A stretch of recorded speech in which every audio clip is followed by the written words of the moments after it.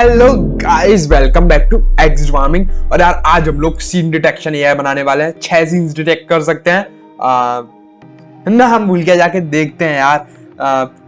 ये हमारा training data set है। बिल्डिंग, फॉरेस्ट, ग्लेशियर्स, माउंटेन, सी और स्ट्रीट। तो बेसिकली हम मैक्सिमम सारे सीन्स डिटेक्ट कर सकते हैं और इसको हम रियल टाइम वीडियो में भी इंप्लीमेंट करेंगे ओपनसीवी की हेल्प से, जिससे मैं अपना आपको वेबकैम ऑन करके दिखाऊंगा कि ये क्या क्या चीज डिटेक्ट कर सकता है। तो एनीवेज, सबसे पहले हमको चाहिए होता है क्या?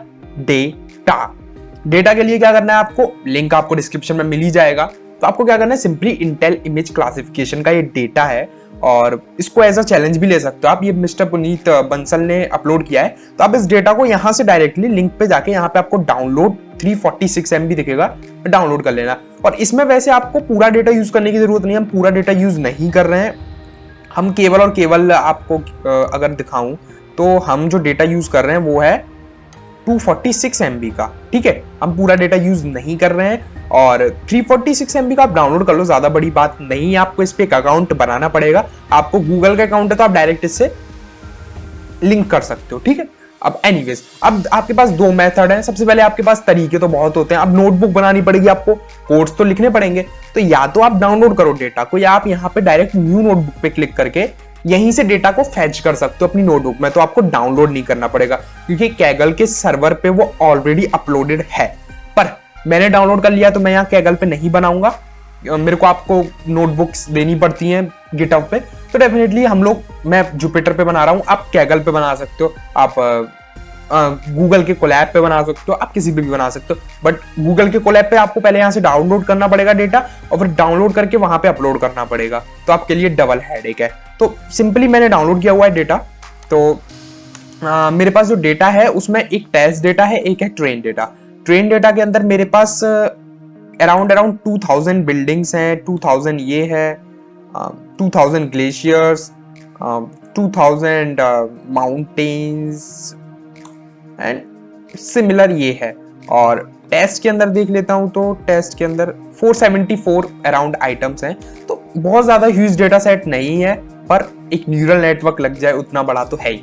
तो एनीवेज, हम लोग स्टार्ट करते हैं सबसे पहले डेटा इंपोर्टिंग से। डेटा हमको इंपोर्ट करना पड़ेगा और फिर मैं आपको एक एक चीज एक्सप्लेन करता चलूंगा क्या मैं कर रहा हूं, एक एक लाइन।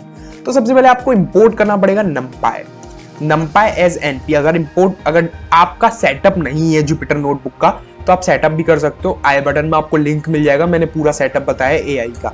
अब करते हैं, सारी लाइब्रेरीज मैंने उसमें बताई है। ठीक है, अब करते हैं टेंसरफ्लो एज tf। ठीक है, इंपोर्ट कर लिया टेंसरफ्लो एज tf और इसको करते हैं रन।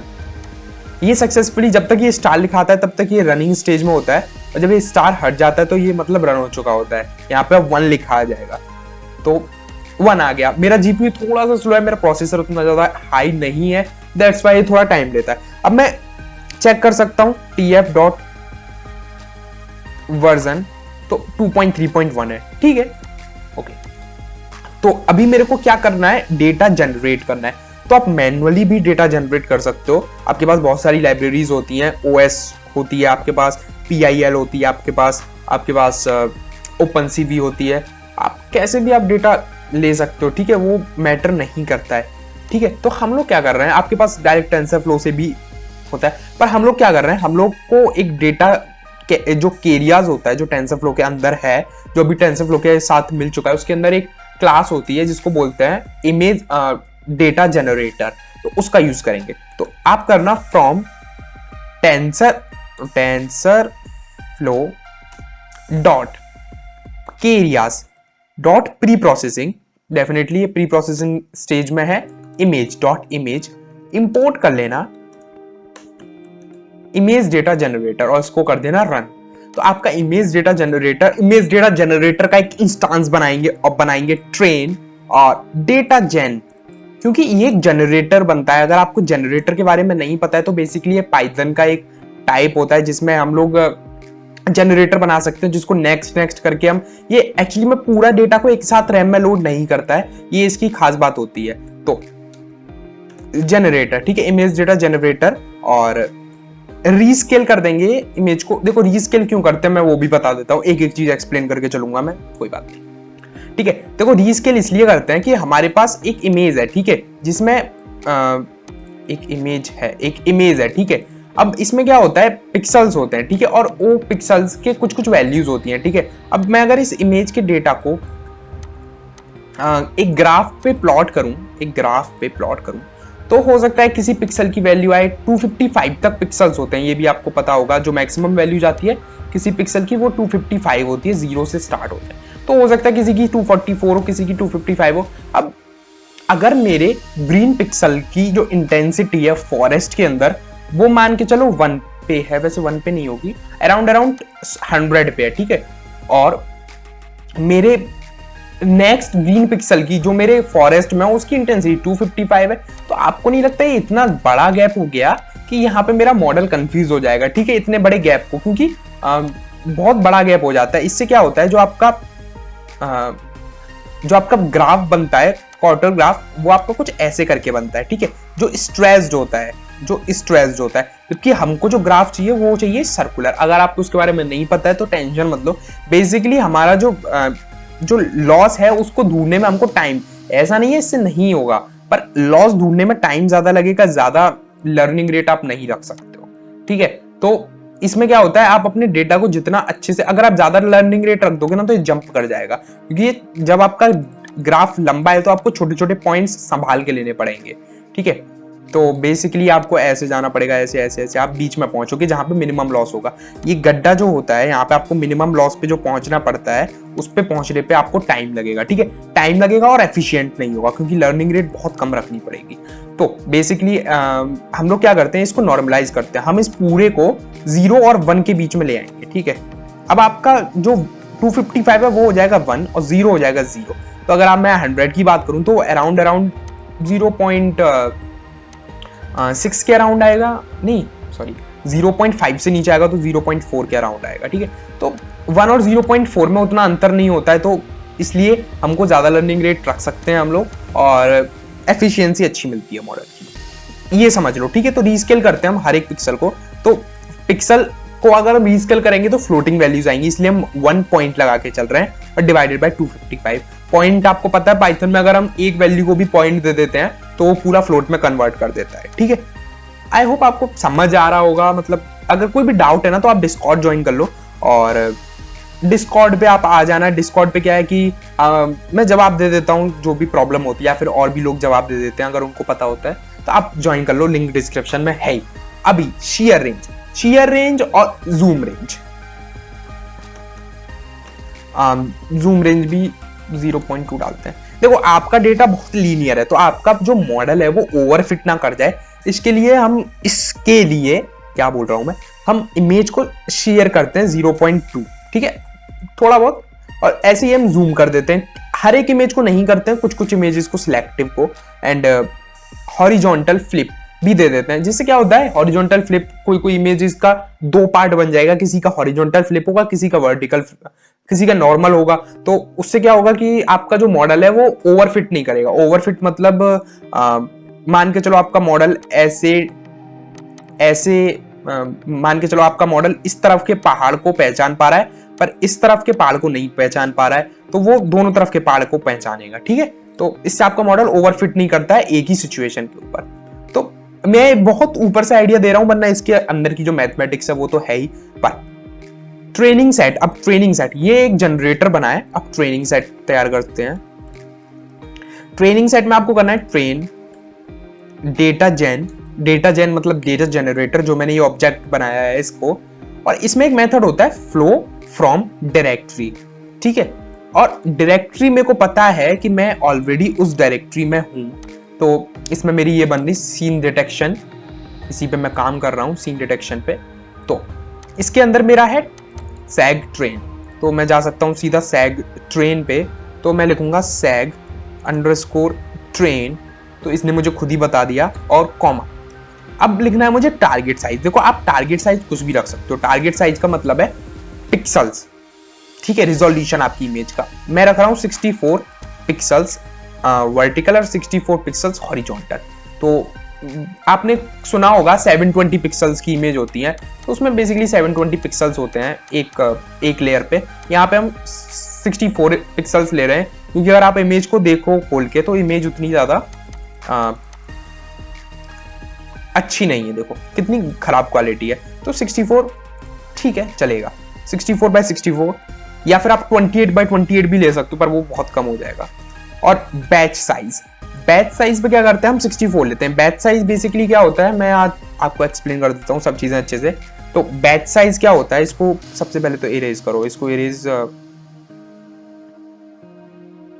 अभी बैच साइज क्या होता है कि जो हमारा न्यूरल नेटवर्क होता है, ठीक है, जो भी हमारा न्यूरल नेटवर्क है, उसमें जो भी हमारी वेट्स होते हैं, जो भी हमारे ये वेट्स होते हैं, ये जो वेट्स होते हैं, है ना, ये कब ट्रेन हो, मतलब या तो हम हर इमेज को दिखाएं और बोलें कि तुम हमारे वेट्स को ट्रेन कर दो, और वेट्स जब ट्रेन होते हैं इसका मतलब होता है कि हमारा मॉडल लर्न कर रहा है, ठीक है। या फिर हम क्या कर सकते हैं, बैचेस बना सकते हैं। जब हमारे पास डेटा बड़ा होता है तो हम बैचेस में काम करते हैं। फॉर एग्जांपल मेरे पास 2000 इमेजेस का डेटा है, तो मैं अपने मॉडल से बोलूंगा कि मैं 64 इमेजेस आपको दूंगा एक एक करके, आप वेट्स को अपडेट मत करो। देखो कभी कभी क्या होता है कि मान के चलो मैंने ग्रीन इमेज दी, इसने अपना वेट ग्रीन के अकॉर्डिंग अपडेट कर दिया, फिर मैंने ब्लू दी, फिर इसने ब्लू के अकॉर्डिंग कर दिया, तो ये कहीं ना कहीं कंफ्यूज होने लगता है बड़े डेटा सेट पे, ठीक है। तो मैं क्या बोलूंगा कि मैं बैचेस में दूंगा, ठीक है, मैं बोलूंगा 64 बैचेस में। और हो सकता है मैं कुछ गलत वर्ड बोल रहा हूँ कभी कभी बीच में एक्सप्लेनेशन में, यार सॉरी, और अगर किसी को लगा हो कोई गलत वर्ड बोला है तो वो नीचे उसको करेक्ट करे और मैं उसको कमेंट को पिन कर दूंगा, ठीक है, जैसे और लोग गलत ना सीखें। तो बेसिकली 64 बैच होता है, ठीक है। 64 का बैच मतलब मैं हर बार इमेज को पास करूंगा, 64 नंबर ऑफ इमेजेस पास करूंगा 64 बार, उसके बाद मैं अपने वेट्स को अपग्रेड करूंगा, ठीक है। ये जो वेट्स हैं उसके बाद अपग्रेड करूंगा, तो वो मॉडल इन 64 वेट्स के अकॉर्डिंग अपग्रेड होगा। इसमें हो सकता है ब्लू इमेज भी हो सकता है मेरी रेड ग्रीन इमेज भी हो, मेरी रेड इमेज भी हो, मेरी स्ट्रीट्स की इमेज भी हो, तो वो एक ओवरऑल आइडिया लेके अपग्रेड करेगा, ठीक है। तो मेरे पास जब बड़ा डेटा सेट है, और इससे क्या होता है मेरी परफॉर्मेंस बूस्ट होती है।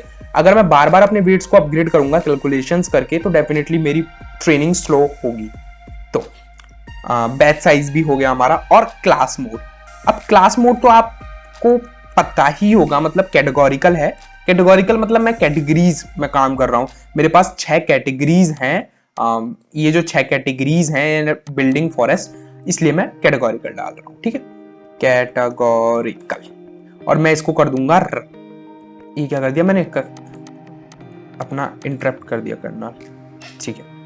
इसने मुझे खुद ही बता दिया found 14,034 images belonging to 6 class, definitely. अच्छा, अगर आपको एक बैच का डेटा देखना है, ये जनरेटर है बेसिकली, तो आप देख सकते हो ट्रेनिंग सेट डॉट नेक्स्ट, तो ये आपको डेटा दिखा देगा, ठीक है, जो कि आपको 0 और 1 के बीच में दिखेगा, जो कि हमने देख ही लिया था। तो अभी इसको हटाते हैं हम लोग और अपने टेस्ट सेट डेटा को लोड करते। तो मैं यहां पे लिख देता हूं ट्रेनिंग डेटा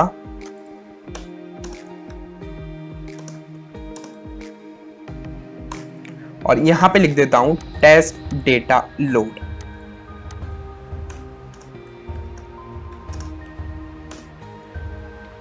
तो आगे बढ़ते हैं। अब सबसे पहले टेस्ट डेटा, तो टेस्ट सेम हमको प्रोसेस करनी पड़ेगी, तो आप कॉपी पेस्ट भी कर सकते हो, जिसको मैं करने ही वाला हूं। तो यहां पे आप कर सकते हो टेस्ट डेटा जेन, ओके, डेटा जेन और टेस्ट सेट। बस आपको अब जो काम करना है वो करना है सेट ट्रेन की जगह सेट टेस्ट। तो सेम चीज करनी है हमको। और आप हमेशा याद रखना, जो टेस्ट डेटा का साइज और बैच होगा ना, सेम आप ट्रेनिंग डेटा का रखना, नहीं आपका बाद में एरर आएगा। ये चीज आप हमेशा याद रखना। तो found 3000 images belonging to 6 class, definitely. अभी हमारा टेस्ट हो गया और हमारा ट्रेन हो गया। अब हम करते हैं अपना CNN network. CNN convolutional neural network, images के लिए बेस्ट, और बिल्डिंग द CNN। अब हम लोग CNN बनाएंगे। तो गाइज नेक्स्ट वीडियो में बनाएंगे अपना CNN का आर्किटेक्चर, और जो कि बहुत ज्यादा मेरा इंटरेस्टिंग पार्ट है। डेटा आपका लोड हो चुका है और मैंने एक एक चीज समझा दी है कि डेटा हमने किस फॉर्मेट में लोड किया है। तो अगर आप अपने डेटा का अगर आप शेप चेक करोगे तो आपका जो शेप आएगा वो आएगा बैच नंबर 64,64। आपका जो शेप आएगा मैं आपको बता देता हूँ, जो भी आपका शेप आएगा वो आएगा data shape is equal to आपका batch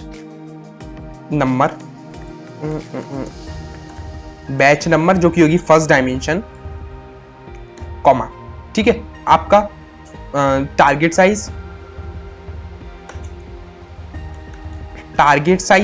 0, comma target size 1, comma end में आएगा आपका डायमेंशंस। किसकी डायमेंशंस? जो आपकी 3 डायमेंशंस हैं, क्योंकि कलर्ड पिक है, ठीक है, मतलब 3 डायमेंशंस, समझ गए ना आप, कलर्ड पिक है। यहाँ पे हम कर देते हैं रॉ, इसको हटा के, और ठीक, तो मैंने लिख दिया डेटा शेप ये रहेगा।